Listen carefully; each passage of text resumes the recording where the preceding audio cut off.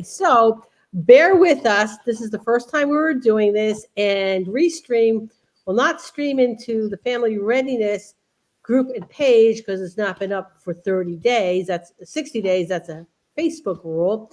So as we introduce ourselves, we're going to start sharing it. So Kate, you want to start first? Sure. Hello, everybody. My name is Kate Klasen, and I am currently a pet professional. I do grooming. And prior to that, I was a first responder for about 20 years. I started my career as a 911 dispatcher and went into patrol and did the patrol side. I also taught at the police academy, and I grew up in a first responder household. I grew up with a bunch of firefighters. So I've seen many different aspects of the first responder world.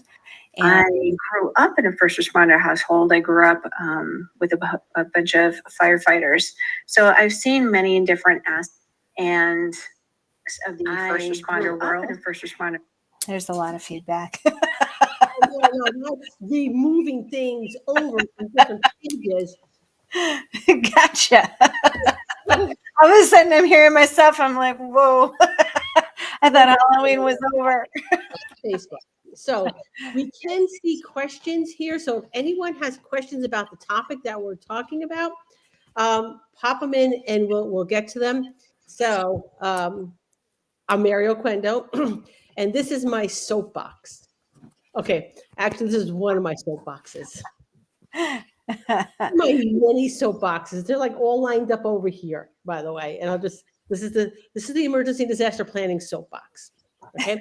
I think this is really important because you never know when something might happen and you have to leave, and you have to leave quickly. You don't always have the time to do it. And sometimes we get warning that something is coming, but you know what? Most of the time we don't. And the better prepared we are, the better the outcome will be for us personally. Not necessarily that you'll escape no harm, Right. But it'll be better for all around if you could be if you're better prepared, better for you, better for your animals. Yes. So this is a rebrand of Women Petpreneurs. So the Women Petpreneurs podcast is morphing into Family Readiness.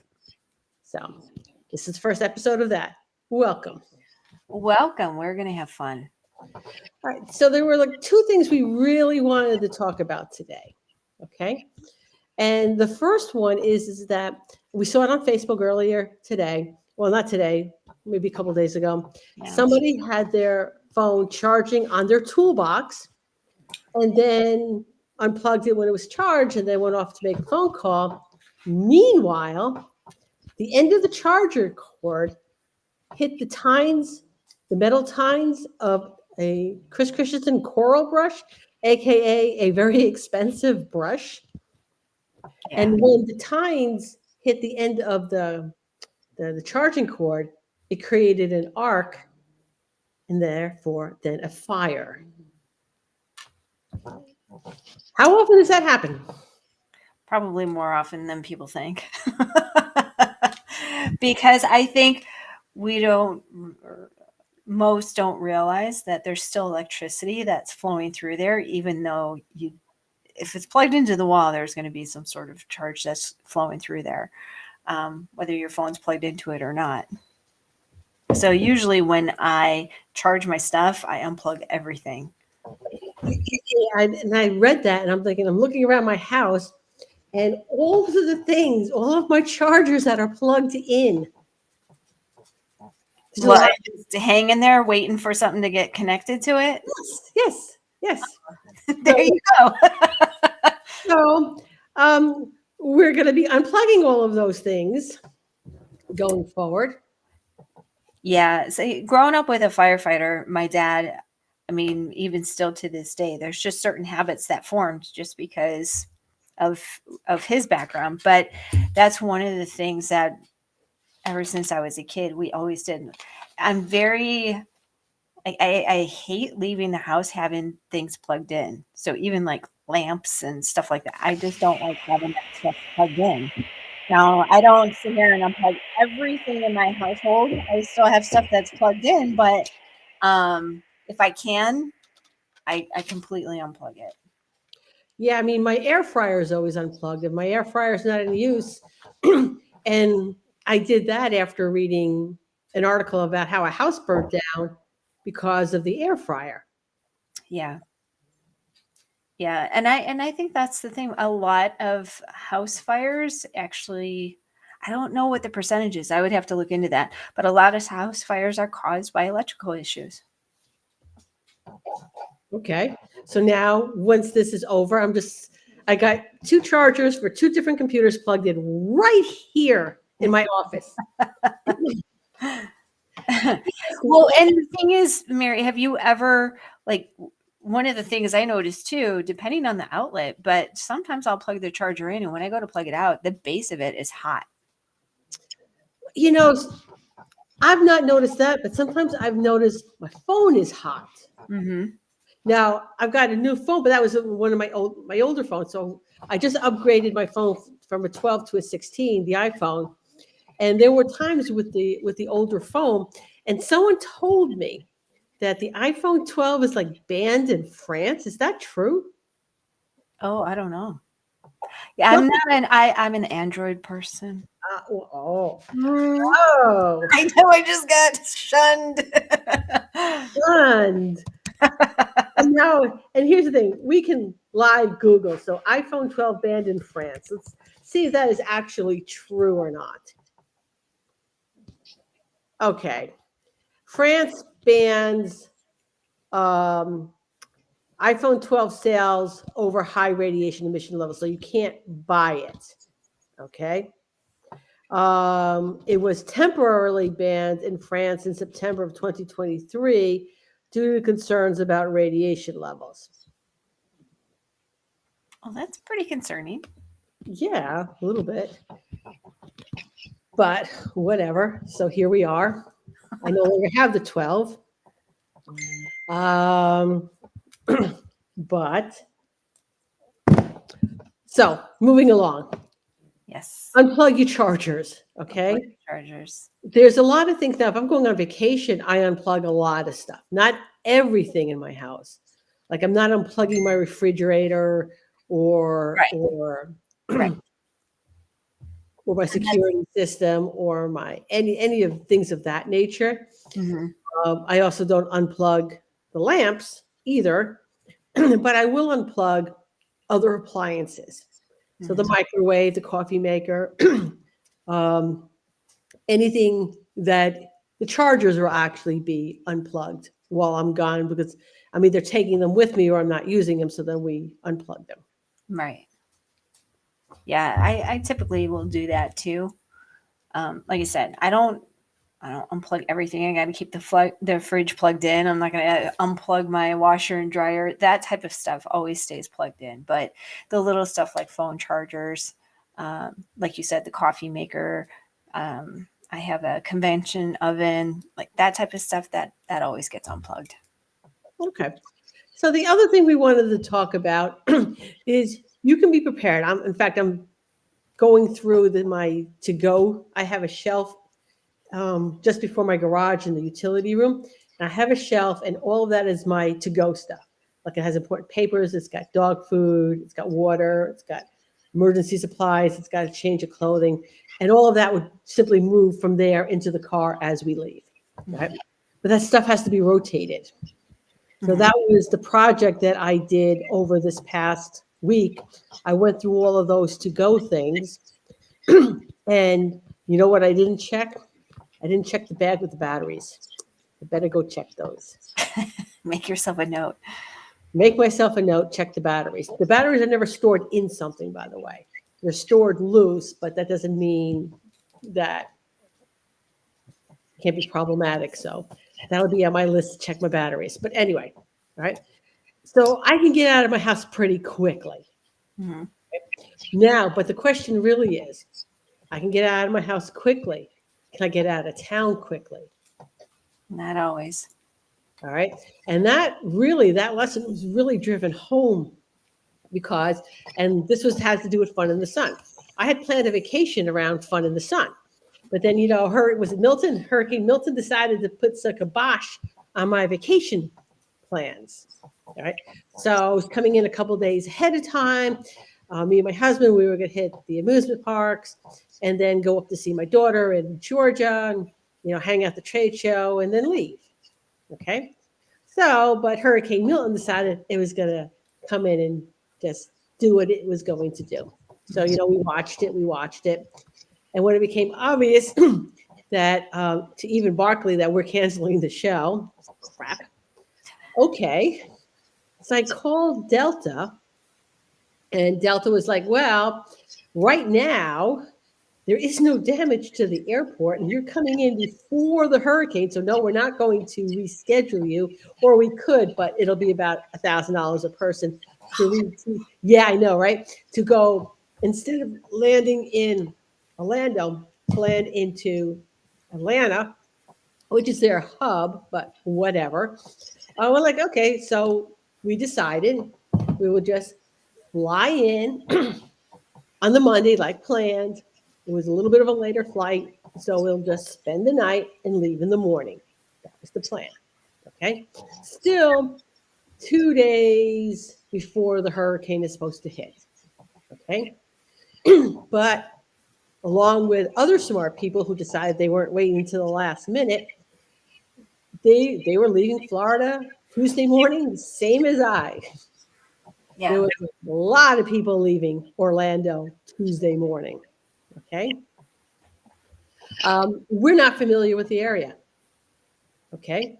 So I had to get on the highway with thousands of other people to get to Georgia, to Atlanta, where my daughter was. Okay. Couldn't take any side streets to bypass some of the traffic because I am not familiar with the area. Mm-hmm. So if you look in your own area, right? So where I live here in Sequim, there's only basically into the peninsula end here. There's one road in, one road out. That's it. Okay. And it's not even like a 4-lane road. It's a 2-lane roads 101. And if 101 goes down, there's nothing coming in and nothing coming out. I mean, there are ways to get around that heading, more inland, but do I know which routes they are? Do I know how to bypass 101 and get someplace else? Yeah. And that's always important. And that's one of the things that I had put on my 10 top things on my emergency preparedness list, because as a responder, there's been plenty of times when weather hits, and sometimes it hits too fast. There's literally times that we just could not get to people to help them. And even though they were calling for help, we just couldn't physically get to them at that moment in time to be able to help them. And so that's where, between having that experience and seeing other experiences as well, I've always said, nowadays we're so dependent on technology, but if you can get a paper map, get that map, know different routes. And I'm always, if everybody's heading that way, then I'm looking at any other direction I can head to go into a different direction and do it safely, just because of that type of situation. If you know other alternative routes, plan that ahead of time as far as putting that into your emergency preparedness plan. If this route is blocked off, then what other way can I go? And it's unfortunate because of the fact that we have come so reliant on GPS. I can't tell you the amount of times that I would be out directing traffic and we would have to close the road down for a traffic accident, and people would come up and they were just like stumped. They didn't know what to do because that's the only way that they knew how to go. And so now they're freaking out because they don't know how they're going to get home. All right. So let's talk paper maps. What? Paper maps? I know. What are those, Kate? I know. There's probably more than one generation right now that has never even seen a paper map, except maybe in a museum. I know. So I also have seen again, I'm an Android person. So Google Maps, they have an option on there to be able to use Google Maps without having to have any type of signal. And so maybe that's where if you don't have a paper map or you don't get to the museum, you can actually sit down with your Google Maps and just kind of plan out maybe what your routes are, and then save those or screenshot those, print them out so you have a printed copy of that. But there's other ways to be able to do it if you can't get to a paper map. Your local chamber of commerce Mm-hmm. might have local maps. You might have to buy them, right? Yeah. So my local Squim map cost me, I don't know, a couple of bucks. If you have AAA, they might still have paper maps that you may have to either go into the office. I'm not sure. The last time I tried to order paper maps from AAA, they're like, you have to come down to the office to get them because we don't stock a lot of them anymore. And I'm like, well, then why am I going to drive down if you don't have the map I want? Well, wait, since this is live and we can do a live check, I'm going to see if even Amazon has paper maps. Let's see, because Amazon has everything. Yeah, it does. Your local State Department of Traffic, DOT office should have maps. Yes, Rand McNally still has map books. Ooh, okay. And it's not that expensive. It's this one, depending on where you're going for, but 2025 large scale Rand McNally Road Atlas, $26.99. Well, that's not bad. No. And understand, just to go back in the Wayback Machine, okay? So when I went mobile in 2002, there were no apps on our phone. Okay? It was get the map, the big old Rand McNally map, which, by the way, changes every year because roads change all the time. Yeah.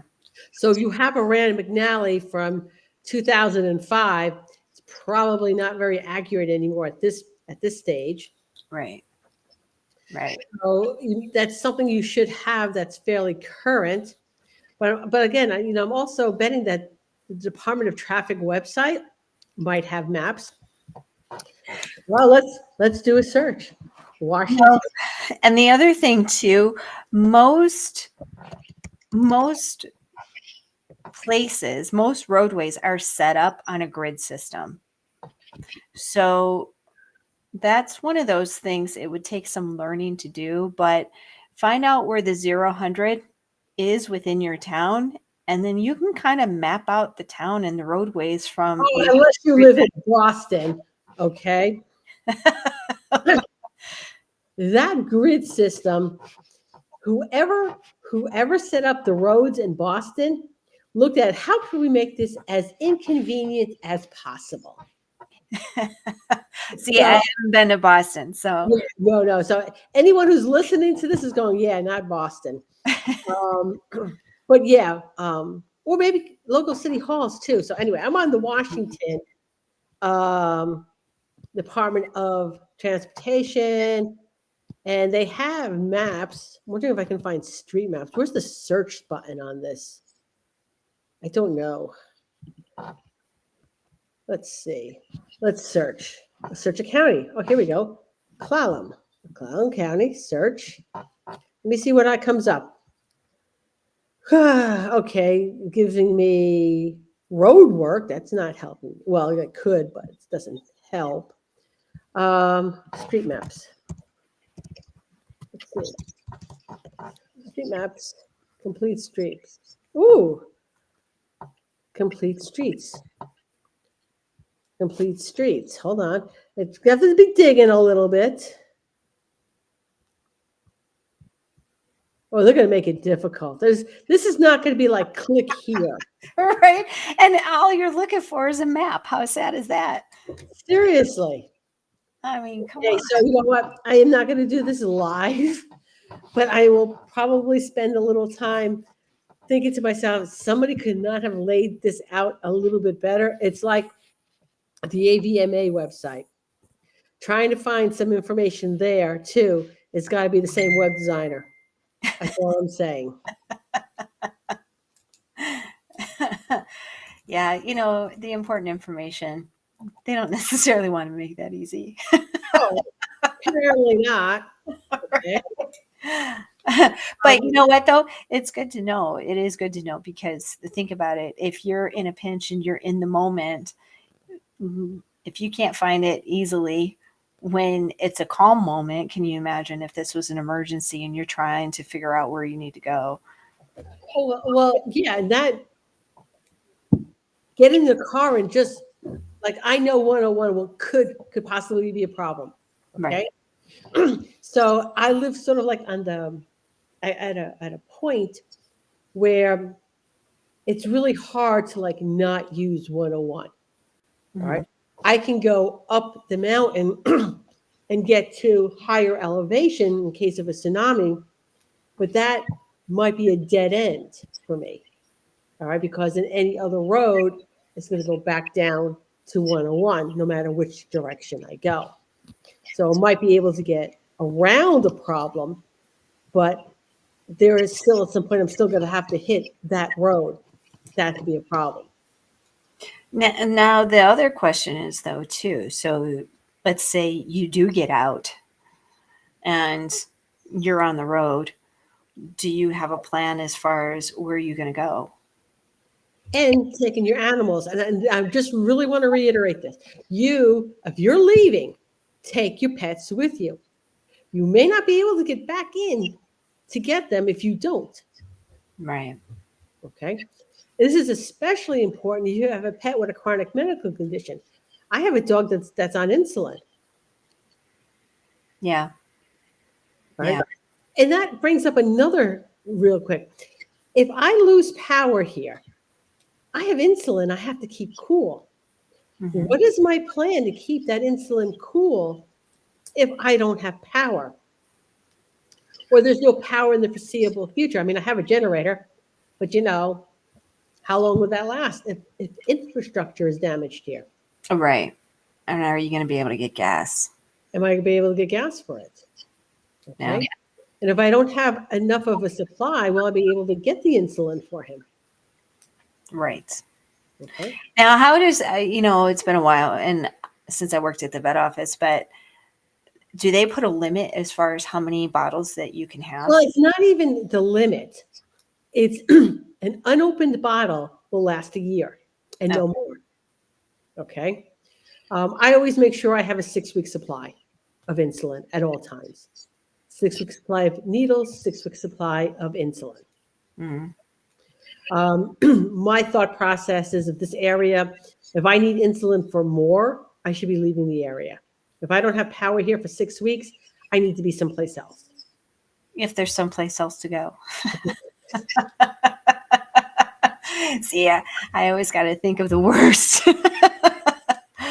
So, but how do I keep that insulin cold if I don't have power for the refrigerator? Right. I can only get so many cold packs. I mean, what's kind of nice about this particular area is that we'll have like a week, 2 weeks around August that gets really hot. Most of the time, it's fairly even temperature. Will my garage keep it cold enough? I should throw a thermometer up there and just see how cold they maintain the. But I have a crawl space underneath the house. That would probably be a better place. I need to throw some sort of sensor down there to see what the temperature is being maintained down there. And I hate the crawl space. I hate it with a passion. You'll never ever get me down into that crawl space for any reason. A lot of bugs. What's that? A lot of bugs. No, it's underneath the house. It's creepy. Yeah. I've seen way too many horror movies. And so I'm not going into a crawl space. It's the end of discussion. Okay. But I will most certainly throw my husband down there. Hey, check the temperature for me. I'm going to play up here. So that might be an option because that's something I've been thinking about. What happens if I don't have power and I have a dog on a refrigerated medication? And not just, I mean, there are, I mean, insulin is one, but there are other medications that are, that need to be refrigerated. And if that's your case, you know, that's something that needs to be part of your plan. Right. It's all those little things really that you just don't think about because it's a part of your day to day. Yeah.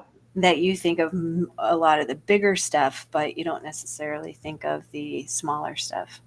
And she agrees with me. Never go into the crawl space. and here's the thing, Angie, right? We know that we have to get somebody down there to like do like a better seal than what we have in there. So we will hire somebody and I will pop my head in, meaning I will lay on the floor in the closet where the thingies, put my head down and say, yeah, that looks really good. Good job. I'm not going down there to inspect. She says the boogeyman lives in the crawl space. I thought he was under the bed. Yeah. No. You're in the crawl space. You're definitely in the crawl space. And I don't get it. Some people like have absolutely no fear about that whatsoever. But yeah, me and Angie, we're on the same page. We're gonna pay. Whatever it is you want. How much will it cost me? Oh, that sounds perfectly reasonable. As long as I don't have to go down to the crawl space. That's too funny. Yeah. So, okay. Anything else you want to add before we wrap up for today? I don't think so. I think that covers a lot for our first episode. I think so too. So, you could find Kate and me at various places, correct? Correct. So, I do want to give a shout out to Barclay because they are going to have me do the emergency disaster planning workshop at both Pasadena and Tacoma. So thank you for that. Tina for the Colorado Rocky Mountain Show and the Rocky Mountain, Arizona. We're doing the classes there. I believe Kate is doing the class in Arizona and I'm doing the class in Colorado. So find us. If you want help putting together an emergency disaster plan, please contact one of us. And we're going to play our one and only commercial. Yes, we have it. It's our commercial. So, you ready? Yeah. Hold on. Are you tired of putting off your emergency and disaster planning manual? Look no further. This 67-page fillable template will make the process a breeze. Simply fill in the blanks for your business and gain access to checklists for supplies, common hazards, debriefing, evacuation and shelter-in-place protocols, resources, recovery, maintenance, as well as best intake practices. It's time to take action and be prepared. Get your copy today at positiveed.com/books. Okay. Ta-da. Nicely done. Yes, that was Chris who did our commercial. Yeah. And Angie is here. A little shout out to our opening video. She did a great job. Thank you, Angie. We appreciate you. Thank you. If anyone has a specific topic that they would like to discuss, okay, wherever you're watching this, put it in the comments, okay?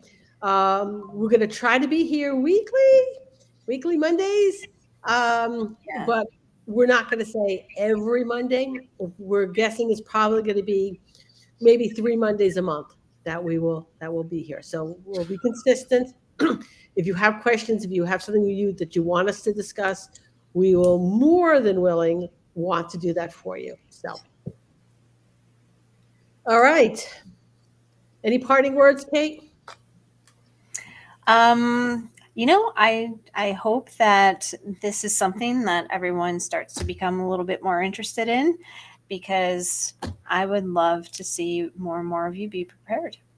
Okay. Well, actually, our parting, so contacting us, right? I'm easily found on Facebook. Find me on Facebook, send me a message. All right. Kate, what's your website if people want to get a hold of you? Probably the easiest is going to be www.help.com.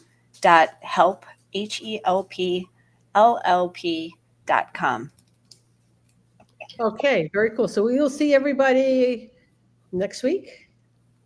Yeah, I think so. I think so. We'll see you next week. All right,